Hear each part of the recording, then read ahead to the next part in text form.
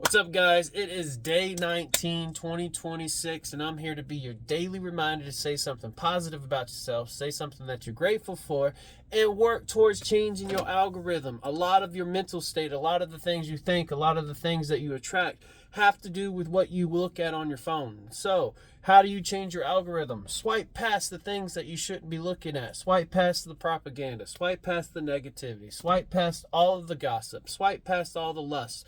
Swipe past all of it. It's all to distract you from your purpose. It's all to distract you from the things that you're supposed to be doing in life.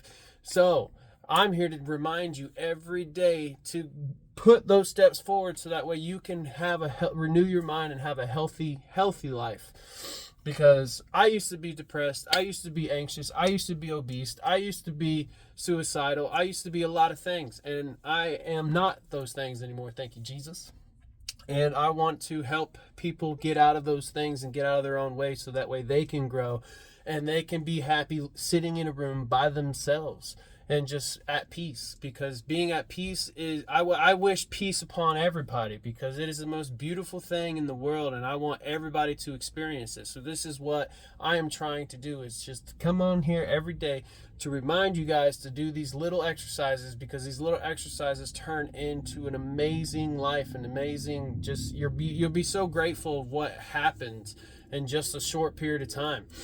So that is your daily reminders, and I want to challenge you guys. Yesterday I challenged you guys to read the Bible. I said start with the book of Proverbs.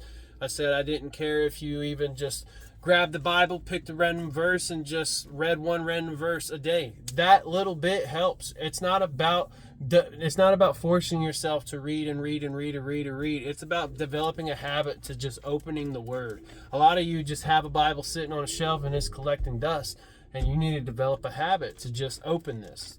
And once you develop this habit to open this, then I guarantee you one verse turns to two verse, turns to a chapter, turns into a book, turns into a whole book.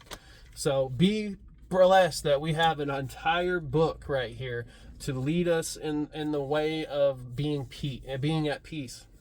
So to piggyback off yesterday, I want to challenge you guys to pray. Talk to your Creator. Talk to Jesus. And the way I pray is, personally, I talk to him like, he's my brother, because he is my brother. He's my father and my brother, and I talk to him like he's beside me in all things that I do, and that he's never gone. Like, he's always with me everywhere I go, and I just have a conversation with him, and I ask him to lead me in the directions I need to go, do the things I need to do, and give me peace, and lead me towards peace, and leads me towards happiness, and lead me towards the purpose that he instilled in my heart. And I feel like people lack communication when it comes to God, and they make it so complicated to the point to where you gotta, like, some people feel like you have to set time aside and go find the closet and go. You could talk to your Creator anywhere you are. You could go driving down the road, be talking to him. You could be working out at the gym, talking to him. You could be at home, talking to him. You could be playing video games, talking to him. Anytime you hit a conflict in life, talk to him. Say, Father, I'm sorry. Say, Jesus, I'm sorry. Say, God, I'm sorry. Lord, I'm sorry. Abba, I'm sorry. Work towards building that relationship, because in the end times it says, people who call me Lord, I won't even know you. And that's because a lot of you aren't building that side-by-side relationship. Y'all aren't teaching, and y'all ain't walking, and y'all ain't acting like Jesus is walking with you on this journey. Y'all acting like Jesus isn't helping you carry your crosses.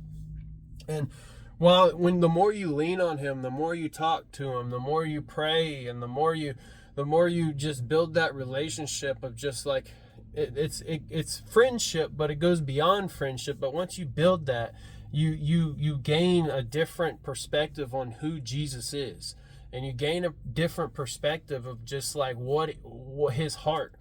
And I love the way I talk to Jesus. I love the way I pray. I love the way that, everywhere I go, it's like, I feel like an open-end prayer. Like, I'm just like, he's riding shotgun everywhere I'm at. So it's as easy as talking to your friends. It's as easy as talking to your parents. It's as easy to talking to the people in front of you. Just have that conversation. He's listening to you. And a lot of times, if you have I don't like ask for like crazy things. I more or less ask to be led into who I'm supposed to be and what I want to, or what I'm supposed to do. And, give me the strength, give me the wisdom, give me the the courage, and help me with this, help me with that, wring me out of this. Lord, I'm struggling with that. Can you push me to be better on this, and push me to be better on that? And Lord, I'm sorry I fell. I didn't mean to fall. That I hate myself for falling into that sin. And could you help push me out of that sin? Could you help pull me out of that sin? Could you help, put different things in front of me that make me not want to do that? And it's just, you build that relationship, and you build that talking, and it gets to the point, to the day when you finally meet him, he's going to be like, Rodney, or whoever your name is, and he's going to be like, man, we had great conversations. We used to sit out and do all this and blah, blah, blah. And then there's people who don't talk to him at all, who like the show of praying in front of everybody, and don't actually have that relationship, don't actually have that sit down conversation with God. And he's going to go away from me. I don't even know who you are, because you didn't take the time to know who he was. And I feel like I've learned more about Jesus by just having conversations with him, and allowing him to convict me, and allowing him to work inside me, and allowing him to push a lot of the things out in me that I didn't want to be in me. And I learned a lot about how his heart works, and I learned about his, how each step pushes you towards that. And it really does. Praying does help. It really does. I can't stress this enough. Like I pray to the, like, it doesn't even feel like, I guess I feel like I don't pray that much, but in a sense I pray a lot, because I'm consistently talking to him. I'm consistently driving and just saying things, and because I don't ever feel like, I don't feel like prayer is like picking up a phone. God knows you. He knows where you are. He knows your heart. He knows what you need. So he's always around you. So it's not like picking up a phone, because he's always around you. You can call him by name, so that way he is attentive, and it feels like you're building that relationship. But I don't know. I think prayer is very important, and if I would suggest praying over, what is your purpose, and Lord, help me with the depression, and help me with the anxiety. If you suffer from, focus on one thing at a time. Don't try to get completely washed clean, because a lot of the times it's the journey. It's the journey of discovery of how putting that step in every day that leads towards wisdom, so that way you can help others. Because there's a lot of people I can help, but there's a lot of people I can't help, because you were meant to help them. And a lot of the times I look at it as, when God picks somebody to help lead and help shepherd and help guide people into a healthy mind, healthy life, and lead them to Christ, I envision him more or less like with a hammer and a chisel, and just hitting and knocking off those things, and knocking off those things, and knocking off those things. And not something like a snap of a finger. It's something that he chisels away at you, and refines you, and chisels and chisels and chisels and chisels, until you start walking and become the person that he made you to be.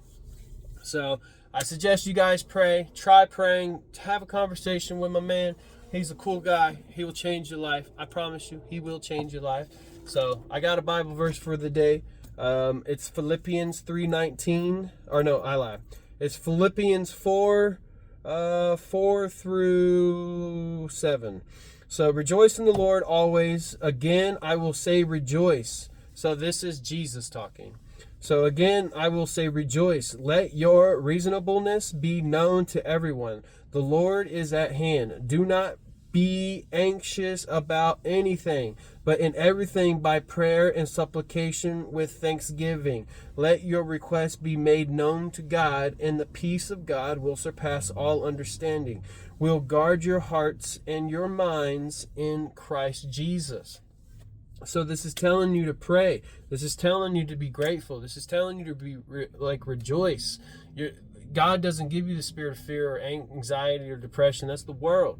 So when you're feeling those things, rejoice, be grateful. This is what I'm trying to teach you guys every day. Say something positive. Do something say something that you're grateful for. watch what you put in, and then what comes out, it's going to be completely different. Pray. It leads to peace. And I can't stress that enough, because that came out of Jesus's mouth himself. So I feel like the healthier you become, the healthier your mind becomes, and the healthier your outlook is, the more, like, the way you read this book changes, and it changes based off of your mental state, because we always subconsciously look for things to validate how we feel. So if you feel great and you're feeling positive and you're feeling grateful and you're feeling, read this in that state, and you will be seeing a lot, you'll be reading this in it's like a whole nother book. If you read this in a depressive state, or, yes, it helps pull you out of that, but you're also reading it in a different emotion. So, that's what's awesome about this, because you can read it and read it and read it and then reread it and get something different every single time you read it.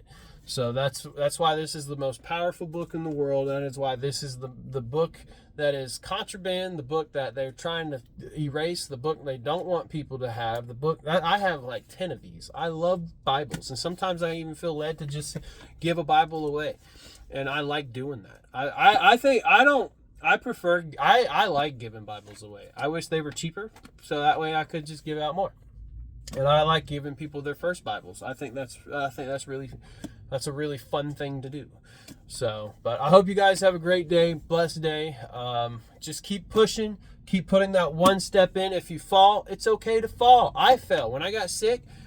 I was on a routine. I fell, and now I'm trying to fall back into my routine of waking up early, going to the gym, and just being active on my business, being active on my job, so that way I can continuously pay the bills while growing my business, while growing my muscles, while growing my mind, while growing my spirit, while growing. It is a consistent life juggle. But when I fall down, or like being sick, when I got sick, I like, my schedule got messed up. I was super tired, but like I was weak at the same time, so it just really thrown me off. So at the end of the day, when I jump start back into doing my schedule, I start with one thing at a time. Go to the gym. So I go to the gym, shaved up, spent good time in the gym, got a good workout, so that way my body's tired. So when I go to sleep tomorrow, I wake up early. And then I go from the gym to go to do this, to go to do that, to go do. I just learn to juggle. You don't fall and stay down. You fall and get back up, and then you take it one thing back at a time. And you'll realize when you get back up, you'll be able to juggle more and do more. Because a lot of times when we fall, it is a sign of exhaustion. And when we get back up, we're fully rested and we are stronger than we were when we fell. So y'all have a blessed day. I hope y'all had a great day, and stay blessed. I'll see you tomorrow.